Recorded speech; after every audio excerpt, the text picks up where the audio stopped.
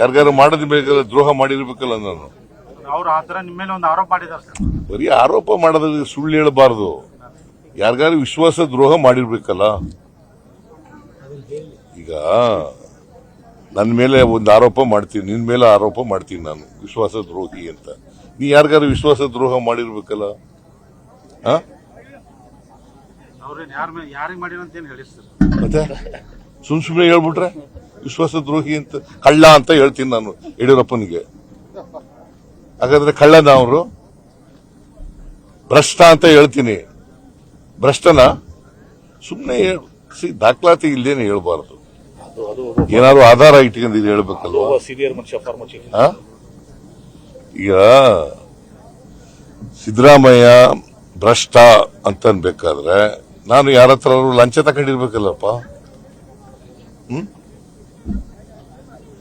ಯಾರಿಗಾದ್ರು ವಿಶ್ವಾಸ ದ್ರೋಹ ಮಾಡಿರ್ಬೇಕಲ್ಲ. ವಿಶ್ವಾಸ ದ್ರೋಹಿ ಯಡಿಯೂರಪ್ಪನಿಗೆ ಪಾಪ ಅರಳು ಮರಳು ವಯಸ್ಸಾಗ್ಬಿಟ್ಟಿದೆ.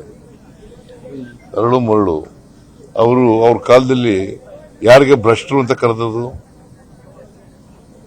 ಬಸನಗೌಡ ಯತ್ನಾಳ್ ಯಾರಿಗೆ ಕರೆದದು? ಯಾರಿಗ್ರಿ ಕರೆದದು?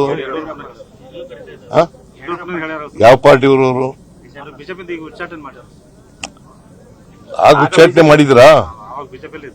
ಆಗ ಬಿಜೆಪಿನಲ್ಲೇ ಇದ್ರಲ್ಲ, ಕರೆದಿದ್ರಲ್ಲ. ಮತ್ತೆ ಭ್ರಷ್ಟರಲ್ವಾ ಯಡಿಯೂರಪ್ಪ? ಮಾರಿಷಸ್ ನಲ್ಲಿ 10,000 ಕೋಟಿ ರೂಪಾಯಿ ಇಟ್ಟಿದ್ದಾರೆ ಅಂತ ಹೇಳಿದ್ರು. ಮಾರಿಷಸ್ ನಲ್ಲಿ 10,000 ಕೋಟಿ. ನಾನು ಹೇಳಿರೋದಲ್ಲ ಇದು, ಅವ್ರ ಪಾರ್ಟಿ ಮನುಷ್ಯನೇ ಹೇಳಿರೋದು. ವಿಶ್ವನಾಥ ಏನಂತ ಹೇಳಿದ? ನಮ್ಮ ಮೈಸೂರಿನ ವಿಶ್ವನಾಥ ಇವ್ರ ಮೇಲೆ ಭ್ರಷ್ಟಾಚಾರದ ಆರೋಪ ಮಾಡಿದ್ರು. ಯಾರು ಅವ್ರ ಯಾವ ಪಾರ್ಟಿಯವರು? MP ಅಲ್ಲ, MLC ಅವ್ರು ಮಾಡಿರೋದಲ್ವಾ? ಮತ್ತೆ ಅವ್ರು ಮಾಡಿದ ಮೇಲೆ ಸುಳ್ಳ ನಿಜನದು ನೀವು ನಂಬ್ಕೋತೀರಾ ಇಲ್ವಾ? ಈಗ ಇನ್ನೊಬ್ಬರ ಮೇಲೆ ಆರೋಪ ಮಾಡೋದು ಯಾಕೆ ಮಾಡ್ತಾ ಇದ್ದಾರೆ? ಆರೋಪ ಅಂತಂದ್ರೆ ನಾನು ಬಡವರ ಪರವಾಗಿದ್ದೀನಿ ಅನ್ನೋ ಕಾರಣಕ್ಕೋಸ್ಕರ.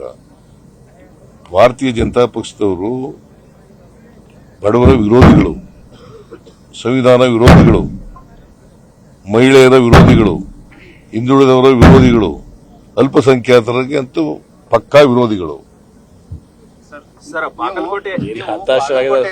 ನಿಮ್ಮ ಸ್ವಜಾತಿಯ ಅಭ್ಯರ್ಥಿ ಇರೋದ ಕಾರಣಕ್ಕೆ ಇಲ್ಲಿ ಠಿಕಾಣಿ ಹೊಡಿ ಎಲೆಕ್ಷನ್ ಮಾಡ್ತಾ ಇದ್ರಿ ಅಂತ ಆರೋಪ ಮಾಡ್ತಾರೆ ಸರ್. ಅದೇ ಯಡಿಯೂರಪ್ಪನವರು. ನೀವು ಇಲ್ಲಿ ನಿಮ್ಮ ಸ್ವಜಾತಿ ಅಭ್ಯರ್ಥಿ ಹಾಕಿರೋದಕ್ಕೇನೆ ನೀವು ಇಲ್ಲಿ ಠಿಕಾಣಿ ಹೂಡಿ. ಅವ್ರು ಯಾವ ಜಾತಿ? ಯಾರಿಗೆ ಮಾಡ್ತಾ ಇದ್ರು ಅವರು? ಉಮೇಶ್ ಮೀಟಿಂಗ್ ಮಾಡ್ತಾ ಇದ್ದಾರ? ಯಾರಿಗ್ರಿ ಮಾಡ್ತಾ ಇರೋದು ಅವರು? ಅವ್ರು ಯಾವ ಜಾತಿಯವರು? ಮತ್ತೆ ನೀವು ಯಾರಿಗೆ ಮಾಡ್ತಾ ಇದ್ದೀರಿ? ಏನಾದ್ರು ಅರ್ಥ ಇರ್ಬೇಕಲ್ವೇನಪ್ಪ. ನಾನು ಸ್ವಜಾತಿಯವರು ಆಯ್ತು, ನಾನು ಮಾಡ್ತಾ ಇದ್ದೀನಿ. ನಮ್ಮ ಪಕ್ಷದ ಅಭ್ಯರ್ಥಿಯವರು, ಅವ್ರಿಗೋಸ್ಕರ ಮಾಡ್ತಾ ಇದ್ದೀನಿ. ಹಾಗಾದ್ರೆ ಈಗ ದಾವಣಗೆರೆಗೆ ಹೋಗಿದ್ ಬಂದೆ, ಅಲ್ಲಿ ಯಾವ ಜಾತಿಯವರು ಕ್ಯಾಂಡಿಡೇಟು? ಮತ್ತೆ ಅಲ್ಲಿ ಲಿಂಗಾಯತರ ನಮ್ಮ ಜಾತಿಯವರು ಅವರು. ಏನಾದ್ರು ಒಂದು ಆಧಾರ ಇರ್ಬೇಕಲ್ರಿ. ಸುಳ್ಳು ಹೇಳ್ಬೇಕಾದ್ರೆ ಒಂದು ಆಧಾರ ಇರ್ಬೇಕಲ್ಲಪ್ಪ. ಸುಮ್ನೆ ಏನ್ ಬೇಕಾದ್ರೂ ಬಾಯಿ ಬಂದಾಗ ಏನಾದ್ರು ಮಾತಾಡೋದ? ನಾನು ನನ್ನ ಜೀವನದಲ್ಲಿ ಆ ಥರ ಮಾತಾಡಿಲ್ಲ. ನಾನು ಆಧಾರ ರಹಿತವಾಗಿ ಮಾತಾಡೋದು. ಆಧಾರ ಸಹಿತವಾಗಿ ಮಾತಾಡಬೇಕು.